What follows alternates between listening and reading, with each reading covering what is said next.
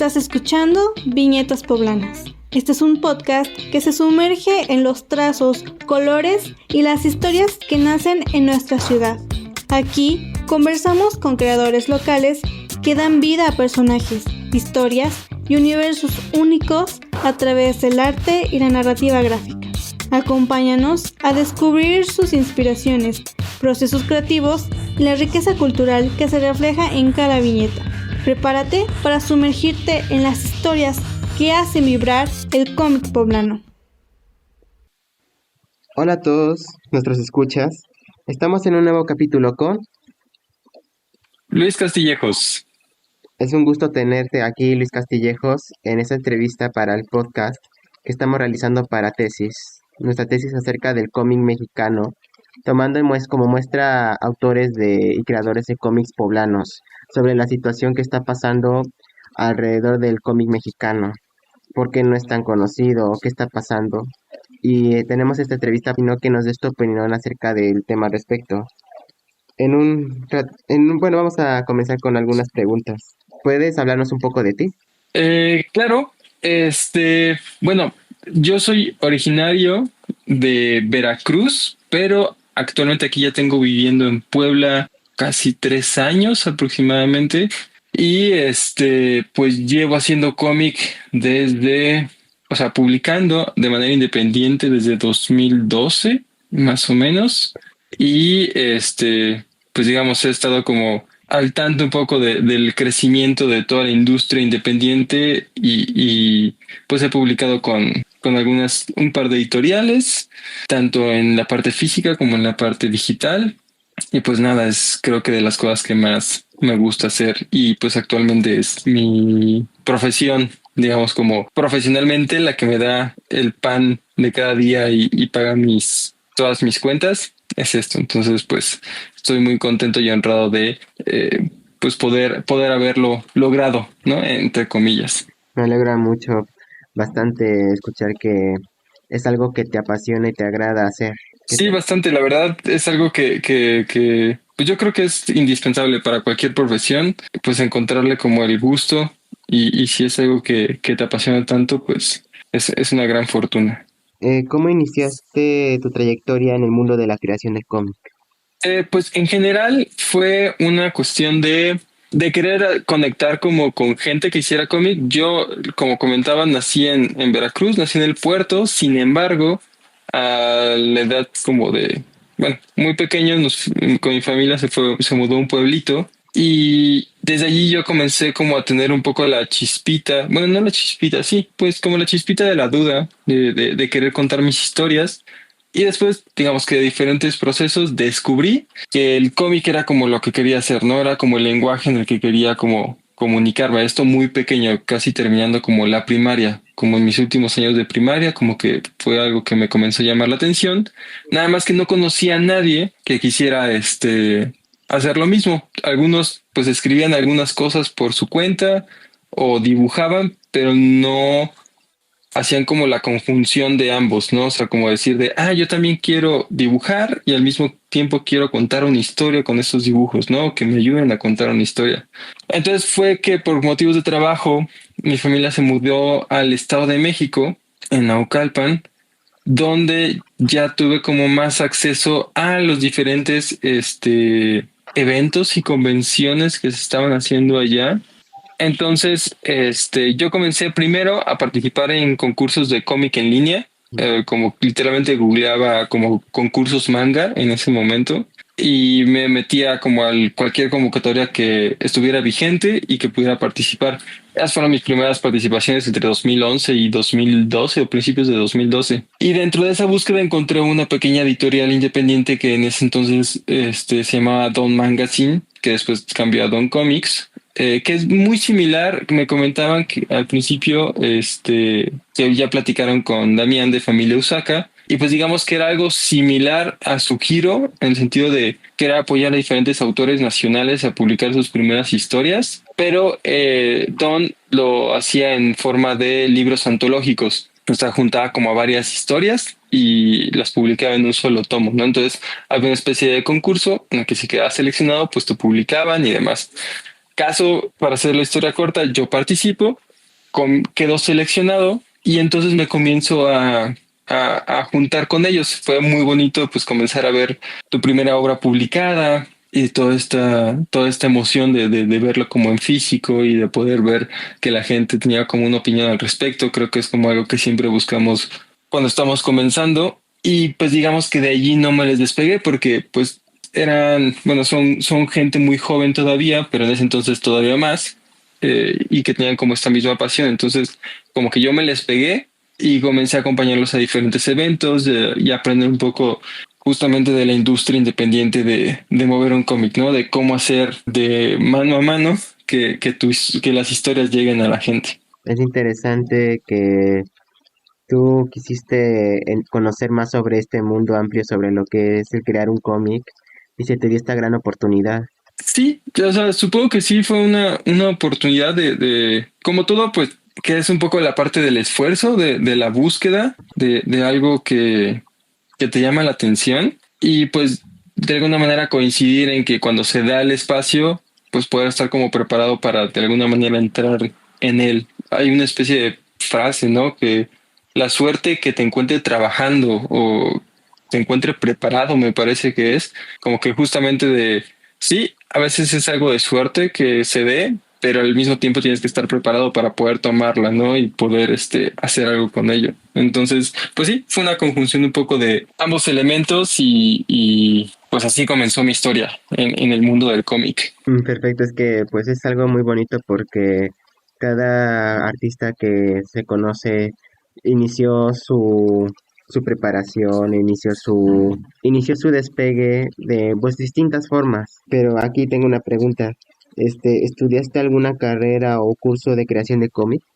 Mm, no, o sea, tal vez posteriormente me metí como a pequeños talleres de amigos y conocidos. Bueno, antes cuando estaba más bien preparando mi cómic para participar en esta antología, en esta revista manga que estaban haciendo sus amigos, tomé un pequeño taller, un micro taller que dieron en una convención a la que asistieron en Veracruz en ese entonces. O sea, como que era algo de una hora en el que te sentaban y te ponían a dibujar como un personaje o algo por el estilo. Pero como tal de cómic, en ese entonces no había o sea, yo estudié una carrera técnica en artes plásticas que te enseña cómo utilizar materiales y toda la parte como más pictórica de las llamadas fine arts o artes finas o algo así, o sea, como artes plásticas en general, pero no nada relacionado como a contar una historia a través de personajes y pues todo lo que conlleva, ¿no? Entonces, el internet fue, digamos que mi escuela, porque lo que más había, ni siquiera había muchos videos en YouTube o algo al respecto, o sea, eran súper contados, o sea, comparado con la cantidad de información que hay actualmente, eran muy contados como los espacios que compartían procesos y formas de...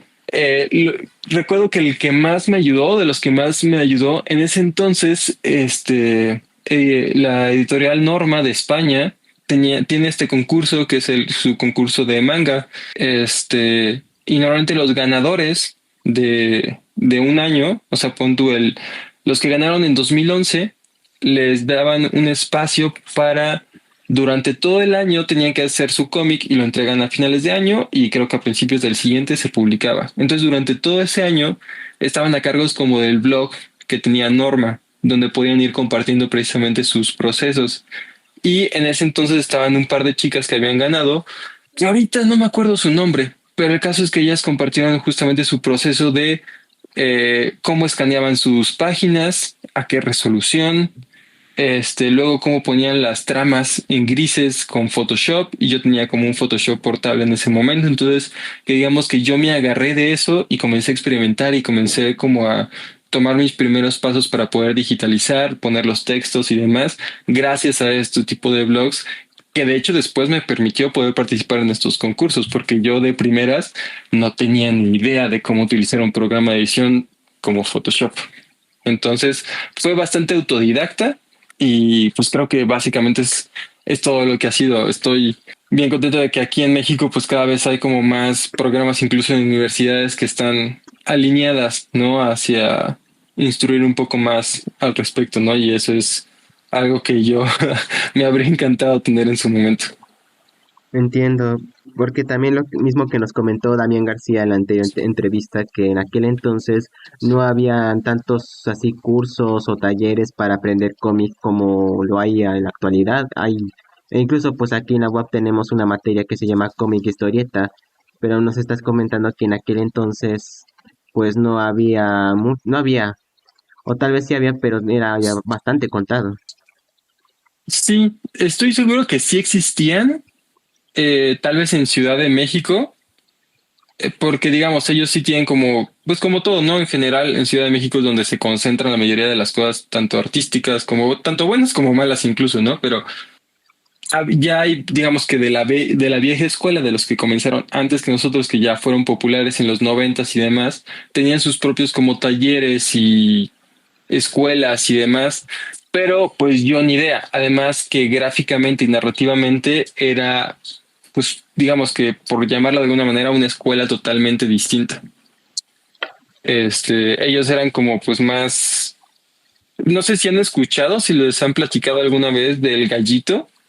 El gallito. El, el Gallito fue una publicación que se realizó durante los noventas como una especie de revista, no recuerdo cada cuánto se publicaba, y era un compendio como de artículos y cómics que se publicaban como cada cierto tiempo por diversos autores de la época, No. que después perdió como su auge y demás, pero pues era como parte de la historia que sí existía aquí en México, pero que pues para mí ya no conectaba y yo no tenía ni siquiera conocimiento en ese entonces de que existiera algo así. Recuerdo que alguna tía alguna vez me comentó como de, sí, el Gallito de, yo los vi alguna vez cuando estaba estudiando justamente diseño gráfico por allá y la, pero no, o sea, éramos totalmente distintos y sí, precisamente era bien difícil como encontrar algo, ¿no? Que justamente te pudiera instruir.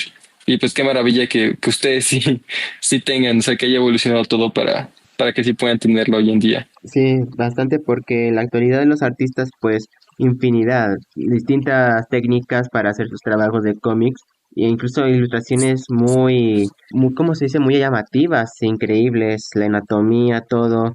Actualmente pues hasta hay cursos, bueno, como los cursos que estaba ahorita diciendo, pero a la vez hay videos que hasta duran hasta más de como casi una hora con todas las herramientas que necesites. Claro, y además los programas que actualmente existen hay muchísimos más amigables que Photoshop, que están más especificados para eso y incluso gratuitos, ¿no? Que también puedes encontrar. Entonces, sí, pues es una locura, pero, o sea, lo mucho que ha avanzado, pero pues también es bien positivo, ¿no? De que ya cada vez hay menos pretextos, entre comillas, para decir, cómo comenzar. Eso sí, hablando de otro, bueno, de otro tema, este, tú dijiste que ya llevas, llevas desde 2012 haciendo cómics? Y una Sí, pregunta, sí.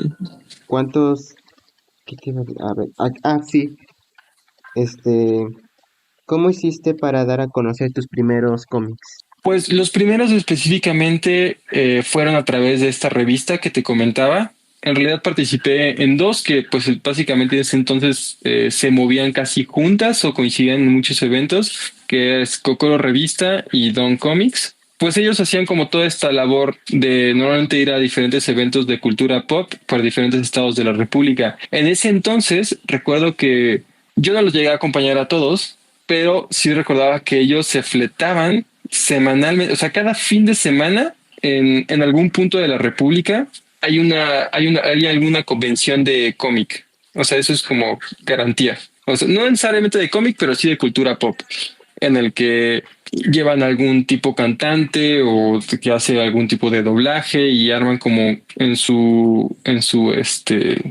salón local, por así decirlo, ahí arman como todo el evento. Entonces, hay eventos si es en Veracruz, no solamente en el puerto, sino puede ser en Poza Rica, puede ser en Jalapa, puede ser en Acapulco, puede ser en Guadalajara, siempre hay alguno. Entonces, ellos usualmente la manera en la que movían las obras y en la que intentaban, pues digamos, hacer este modelo sustentable era a través de asistir a los eventos, vender la mayor cantidad de cómics para después poder financiar el siguiente concurso y la siguiente edición, ¿no? O sea, como el siguiente compendio de artistas. Entonces, ese fue el modo en el que yo comencé a descubrirlo. No había como tanta, apenas estaba comenzando como las páginas de Facebook, O sea, como las fan pages que tú pudieras crear como de tu negocio o algo por el estilo. Entonces apenas estaba como dándose a conocer por ese lado y los grupos de Facebook y demás, pero la principal forma era a través de los eventos, haciendo un pitch de venta y llegando a dar como demostrar las obras y convencer a la gente de que los comprara. Con el paso del tiempo, yo fui hasta 2017 que autopubliqué mi primera obra, o sea, todo lo demás en general fue financiado por estas revistas. Yo después, hasta 2017, fue que publiqué mi primera obra por mi cuenta y seguí un poco el mismo modelo. O sea, yo seguí yendo a los eventos, pagando ya mis mesitas o pagando un tercio o la mitad de una mesa, dependiendo de cómo se pudiera. Y pues intentar convencer a la gente de comprarlo, ¿no? O sea, como mira, se trata de esto y si te llama la atención, yo creo que te puede gustar. Entonces, fue pues básicamente de mano en mano en general.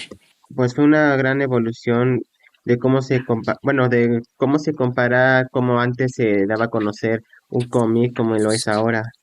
Actualmente, ¿cómo das a difusión a tus trabajos? Pues curiosamente, y ese sigue siendo creo que el mayor problema en general, yo creo que de la industria independiente, Ujú. digamos, hay muchas más plataformas y muchas más formas de poder dar a conocer una obra y creo que justamente es como a través de videos que puedes subir tanto a YouTube como Instagram, como TikTok, como Twitter, todo lo que tengas, ¿no? En general tú puedes como compartirlo. Yo personalmente, la verdad, y de hecho estaba viendo un video hace rato de un escritor que justamente mencionaba lo mismo, o sea, como, ¿por qué los escritores de YouTube, o sea, los que se dedican como a dar consejos de cómo hacer una historia de terror, cómo hacer una historia de misterio, o consejos para hacer un cuento corto, etcétera, etcétera? De por qué muchos de estos, que ya tienen como bastantes seguidores, no han publicado nada, ¿no? O sea, como, ¿por qué ellos no han publicado como nada si ya llevan tal vez 2 años subiendo videos y ya tienen como relativamente algo de éxito, ¿no? ¿Dónde está como todo esto que comparten de manera aplicada? Y lo que suele ocurrir, y es lo que yo intento de alguna manera a veces evitar, es que entre más tiempo dedicas a hacer el contenido de cierta área o en dado caso de ciertas obras o ciertos procesos, menos tiempo le dedicas a hacer la obra como tal. Entonces, a mí me ha costado mucho mantener como el equilibrio entre los dos, de qué tanta energía le dedico a hacer como todo este proceso como de marketing, porque te quitas como el gorrito del estar como escribiendo la historia y dibujándola para ponerte el del marketing y después ponerte a hacer como la parte de las finanzas, de cuánto lo debes dar, de cuánto tienes que pagar, de cuánto tienes que hacer. Entonces se vuelve como un poquito complejo administrar todos estos elementos. Entonces, para mí, yo sigo siendo bastante de mano en mano y hago, la verdad, muy poquito para promocionarlo en redes sociales. O sea, sí lo muevo en redes sociales, pero sé que me falta y es algo que estoy intentando trabajar y sobre todo tal vez, en este caso, delegar un poco más para que alguien más me ayude con ese proceso. Porque siento que es una mentalidad, es una forma que tal vez a otras personas se les da más fácil, pero a mí me cuesta. Entonces, sí, yo creo que es lo ideal, la parte de promocionarlo mucho digitalmente, pero en la actualidad, por lo menos me ha seguido pasando, que sigue siendo más efectivo de mano en mano. O sea, ir a eventos te va a redituar más en cuestión económica que hacer muchísimas campañas de promoción y videos en línea. O sea, que la gente compre en línea es muchísimo más difícil que te llegue a comprar algo en una mesita en algún evento. ¿Y por qué razón dices que es difícil? No estoy seguro si sea la parte de que lo sienten tal vez como más cercano, o sea, como que pueden evaluar físicamente el producto, en este caso los libros, los cómics, y ya pueden como tomar una decisión más al respecto. También, insisto, el que tal vez sea porque el tráfico de personas, aunque sea una convención pequeña, es más fácil que las mismas, no sé, 20 50 personas, en un evento de esas 50 personas te lleguen 25, tal vez 30. O sea, que no que todas compren, que por lo menos pasen y ojeen tus obras a que entren a tal vez en el perfil de tu tienda en línea. Porque creo que algo que publicitariamente, sí, creo que sí es la palabra, publicitariamente, se busca que la gente haga la menor cantidad de clics para llegar a un producto. Muchas veces si en el momento en el que te redireccionan y tienes que hacer como más de 2 o 3 clics para llegar a ese producto, hay un gran porcentaje de personas que lo abandonan. Así como de, ay no, ya me comenzó a cargar y me pidió permiso de que va a salir de esta página, no, ya no quiero. Entonces creo que ese es uno como de los grandes impedimentos y creo que muchos de los publicistas actuales como que se fijan mucho para intentar hacerlo lo más práctico posible. O sea, como que con un solo clic ya te lleve y ya estés allí, ¿sabes? O sea, como que ya estés listo para ojear, comprar, yo qué sé, para que tomes la decisión más fácilmente. Y es algo que si no tienes la energía, como insisto, que tal vez ahorita es mi caso, se vuelve un poquito más complicado. Entonces yo creo que es eso, que es por la parte de la facilidad de acceso al producto. Entiendes, sí que puedes, sí, sí puede ser difícil, pero pues así son las cosas tristemente en la actualidad. Luego pues, luego por X o Y razón, a veces luego los productos que he visto que sí, por ejemplo en Familia Osaka, veo que por ejemplo los productos que venden como cómics, luego pues los venden a pues a buen precio y pues no se venda. O a veces sí hay, o a veces sí hay venta, o a veces hay no. Claro, ahí digamos, ahí es un poco, entra más, o sea, aquí, cuando yo lo comento de por qué uno más y menos el otro, es por directamente el tráfico de personas, ¿no? O sea, como simplemente por estadística, el porcentaje de personas que tenga como más acceso a cierto producto, entre más cantidad, hay más porcentaje de éxito, ¿no? De que alguien pueda llegar a interesarse. Ahora, lo otro, que también es pues parte de este proceso, es un poco de cómo lo vendas en el momento, ¿no? O sea, del pitch de venta, de cuando se llega una persona y diga, ok, medio me llama la atención, es cómo se lo vendes, ¿no? O sea, como de, que, oye, ¿qué tipo de historias te gustan? Tengo algo de fantasía épica, tengo algo más de terror. ¿Te llama algo la atención? Ah, mira, perfecto. Pues mira, esta cuenta acerca de esto, del otro. Y, ¿sabes? Ahí es como qué tan interesante se lo puedes llegar como a vender y ya que se acabe de convencer tal vez con las ilustraciones, un poco de contenido, etcétera, etcétera, ¿no? Ahí creo que ya interfieren como otros elementos, pero sí, es un gran porcentaje de estar de prueba y error. De 10 personas es probable que 7 te rechacen, pero tal vez 3 sí lo hacen, ¿no? Entonces, sí, es un equilibrio entre eso. Y aquí, pues, lo que afecta, digamos, la manera, esta es de la forma como independiente, la manera que sigue y que yo espero que se esté ahorita como fortaleciendo más, sobre todo los siguientes años, es con las editoriales como establecidas aquí en México, ¿no? Que de repente estas obras, que normalmente llegas a ver nada más como en pequeños eventos, lo logres ver en cualquier librería, en Sanborns, en Gandhi, trillas, etcétera, ¿no? Entonces ya hay como un mayor porcentaje, lo que te comento de entre más cantidad de personas hay un mayor porcentaje de éxito de que muchos quieran o puedan comprarlo. Entonces creo que eso es lo que a mí me gustaría que se pudiera equilibrar. Las editoriales no son la respuesta, pero sí son un buen complemento. Ok, pues muchas gracias por darnos también ese consejo. También esto puede Ujú. servirle de mucho a los creadores de cómics en un futuro. ¿Y tienes algún consejo para los nuevos artistas que quieren dedicarse a esto?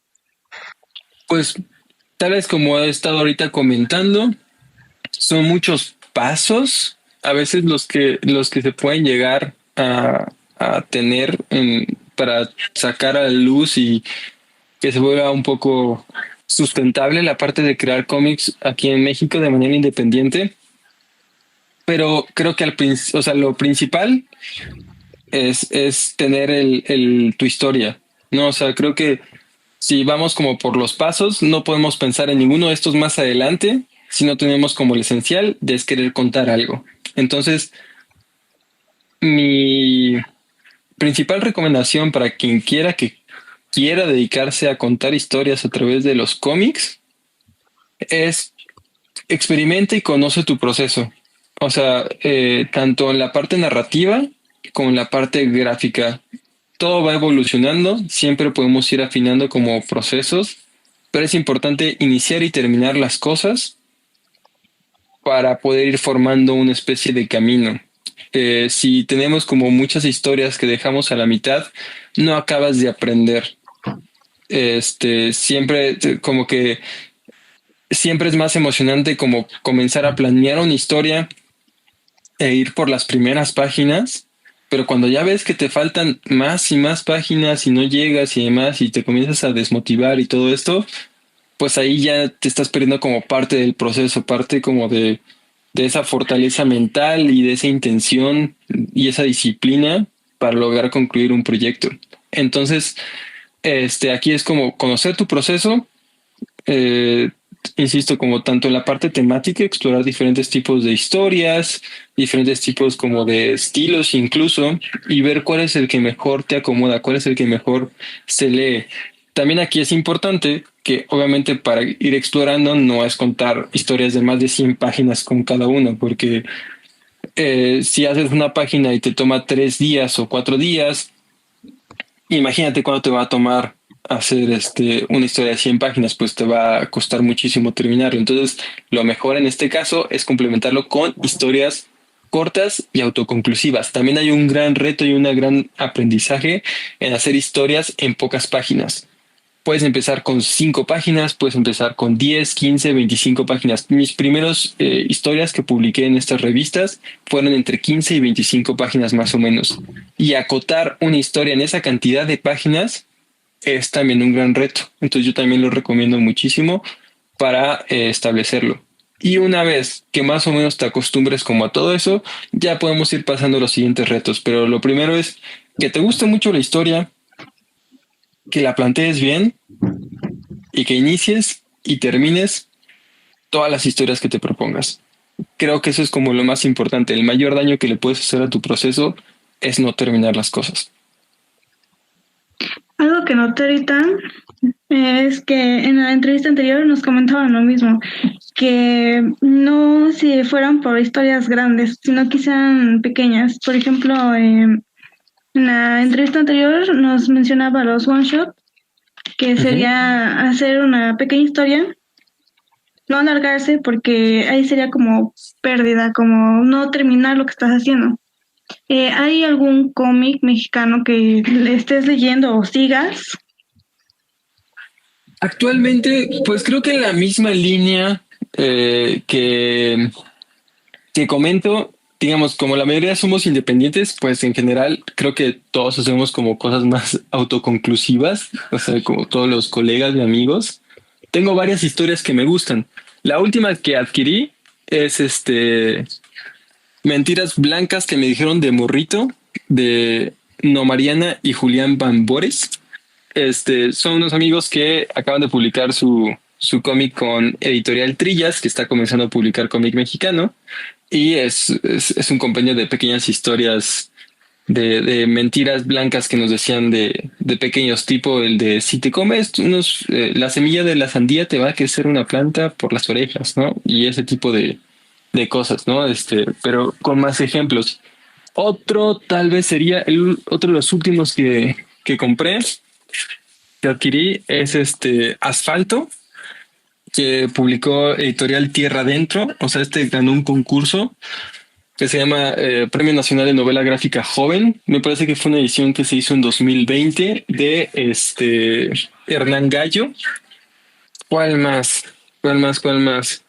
Tal vez los que técnicamente sigo, porque me gusta irlos leyendo, aunque creo que ahorita ya no está publicando, que en su momento seguí mucho, fueron las tiras de Yo y la Muerte del D, que también es acá de Puebla, bueno, de Cholula.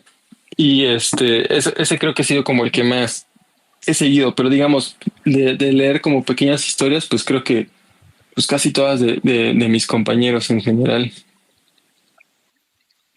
Oye, ¿y cuántos cómics has realizado? ¿Tienes ahí algún número? Este, de los one shots que hice, como entre 2012 y 2014, casi 2015 tal vez.